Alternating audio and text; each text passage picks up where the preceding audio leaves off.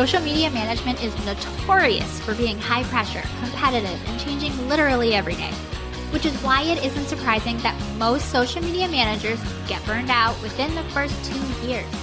So how do you keep going? How do you stay up with the latest updates, protect your mental health, and build a successful social media management business that supports your lifestyle goals? Whether that's working from home with your kiddos or jet setting around the world, that's what this show is all about. Welcome to Social Media Manager Confidential. I'm Shantae Gorman, founder of a six-figure social media management agency and mentor to social media managers.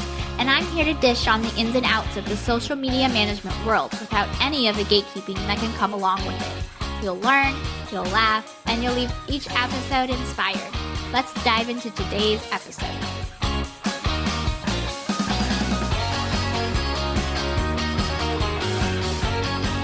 Hi there, welcome back to another episode of Social Media Manager Confidential. I'm pretty sure you've been enjoying this visibility strategy series, so we're back with part 3, the top graphic design mistake social media managers make. But before we do that, I have one tiny housekeeping note. I get so many wonderful DMs and comments from those of you who love listening to this podcast, and it makes my day every time. But it would be very much appreciated if you could take 10 seconds to go wherever you're listening to this podcast and leave a rating and review. That helps this show grow and stay relevant in the rankings. And thank you so much to those who have already done it. Your support means everything.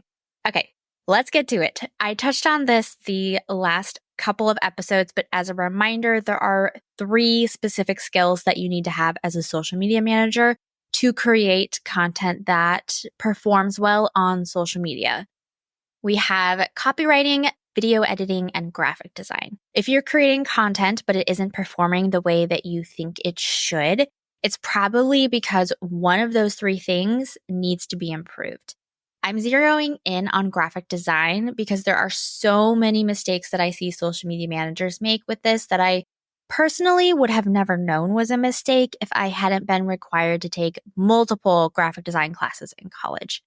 I don't see a lot of people talking about these either, but they make such a big difference in your content because the way that your content looks makes a direct impact on how it makes the viewer feel. And marketing is all about making people feel something. Good marketing is about making people feel a specific way about your business or product. So the top mistakes I see in social media graphics, and I'm going to explain what these mean, but the top mistakes are ignoring balance and symmetry rules, not understanding type hierarchy, not designing for contrast and readability, and forgetting to use visual cues as call to actions. So what I mean by ignoring balance and symmetry rules is, this one is a little tricky to explain without the visual element to it, which if you're watching it on YouTube, you can see me talking, but you still need a visual presentation to really understand. But essentially, you want your design to have both balance and symmetry. So I'm going to try to explain this via audio format where it's really easier to explain visually, but we're going to do our best here. So a balanced design is something that everything looks neat and cohesive. There isn't something really, really large on one side and really, really tiny on the other. It doesn't look off balance. Maybe if we have something happening in the left corner, then we have something happening in the bottom right. There's just some visual balance happening, and hopefully this is making sense. And when it comes to symmetry, the balance is more about maybe like dividing your design into equal halves or like mirror images, where if we have maybe our text on the left side of the graphic, on the right side is an image, and like the space for the text on the left side is the same amount of space on the right where the photograph is. So, having symmetry, it doesn't necessarily have to be like half and half. It could be like a third and 2/3, or the top third and the bottom third. Like just having things where it feels balanced. There's spacing that makes sense and matches in some other part of the design makes a huge difference. And you can balance elements of different sizes, shapes, and colors based on their visual weight. of how large the element is or how small. You can use symmetry or asymmetry for a more dynamic and visually interesting composition. And if there's something that you want to stand out, like a focal point or a central subject, you can make that the largest thing in the graphic, whether that's your text or like a photo of your client, for example. And then the other elements radiating outward from the center, and those things can be smaller. So they have less attention, less focus point. And there's also balance in using colors in your design, whether you use not enough or too many. A good rule of thumb is using 2 to 3 colors in a single design provides balance and cohesion. You can break these rules, of course, but it's always good to know what the rules are and what works really well so that you know how to break the rules in a way that works well for you. And there's actually a lot of rules when it comes to balance. They're just a little trickier to explain here, so you can jot them down, Google them later so you can have visual elements, or just take my content creation bootcamp class where I teach you exactly how to use balance and symmetry effectively, along with color balance, negative space, balancing text elements, and then the science behind color theory, which is what feelings specific colors can make people feel just by looking at them, high contrast and low contrast. Plus, there's homework files in the class so you can practice adjusting these mistakes and then submit your homework to get my feedback on them.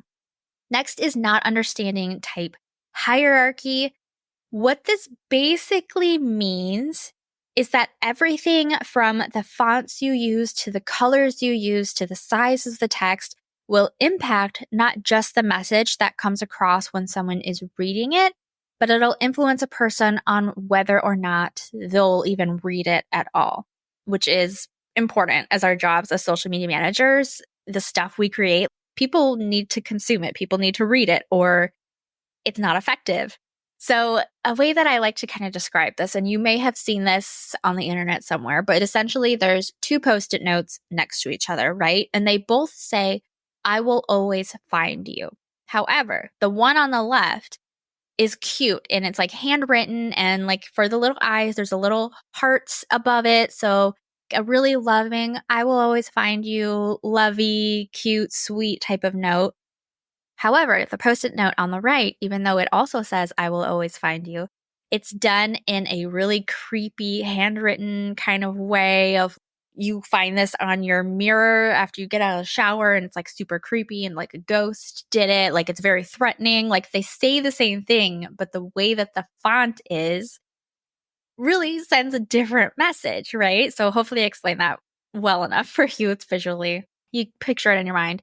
But as a social media manager, you may have set fonts that your clients use for their brand, which does make it a little easier to follow their brand voice. So you're not just, whipping them up yourself. But you may have clients who don't have specific fonts, or maybe the fonts that they selected for themselves without a brand designer are terrible. So you have the freedom to select your own. You do need to know the difference between a serif font, a sans serif font, script fonts, and display fonts, and when it's appropriate to use each of them. Want to dive even deeper into these topics and more like it? I'm talking finding high-paying clients, creating packages that sell, advanced marketing strategies, content creation, metrics and insights, portfolios, launching your business, and even how to become a social media manager. I have a full program suite of 8 self-study courses for you so that you can build and grow a profitable social media management business, have consistent income, work with dream clients, and scale without getting hit with burnout. Plus, I've done a lot of the hard work for you. You'll get templates, scripts, and so much more. Learn more about the Social Media Manager Incubator Program Suite by visiting my website. Details and links are in the show notes for you.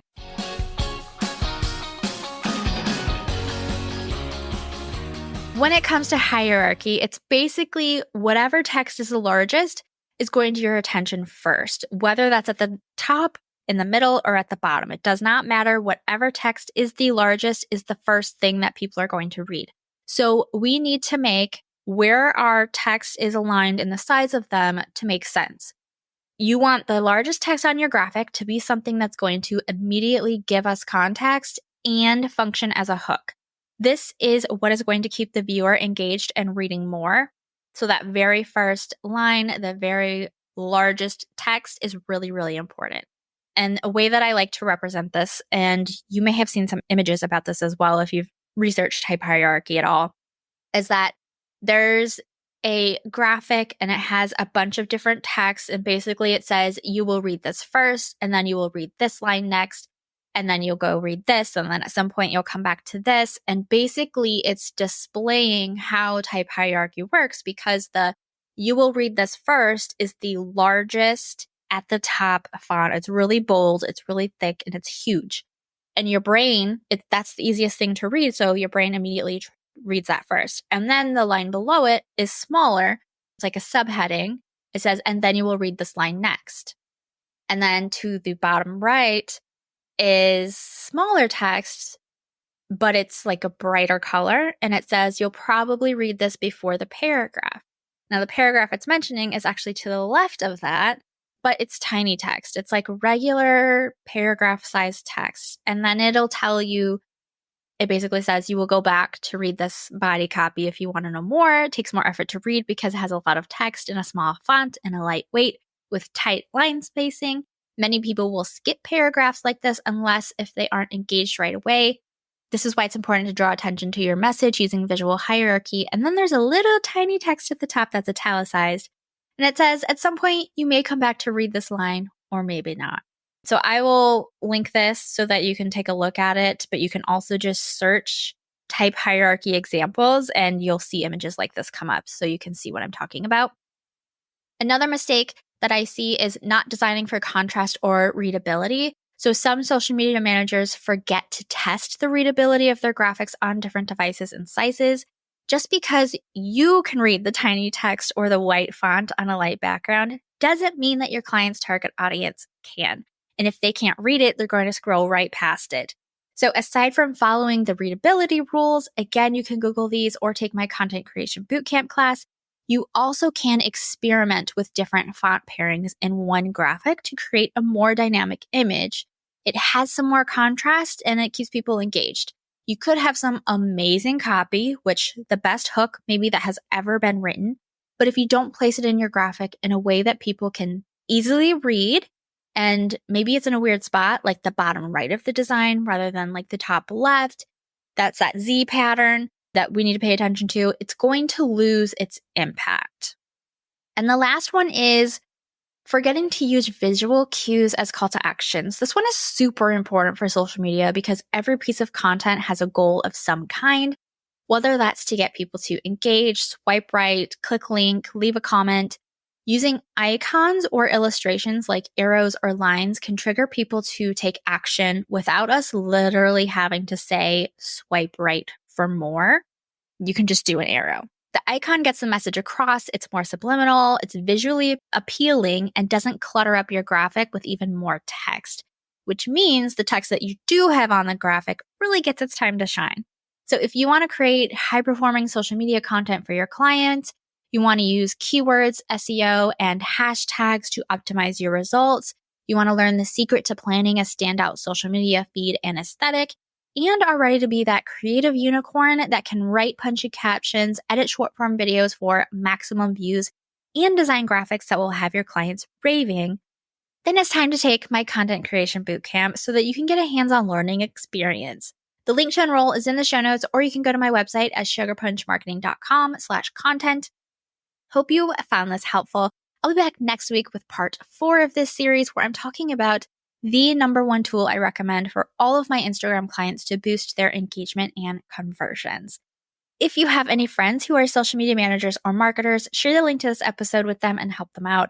And if you're not already following this podcast, make sure you hit the follow button, the plus button in Apple Podcasts, or the subscribe button on YouTube so you can get brand new episodes delivered straight to your app every Friday. Thank you so much for listening. I'll catch you next time. Thanks for tuning in to today's episode.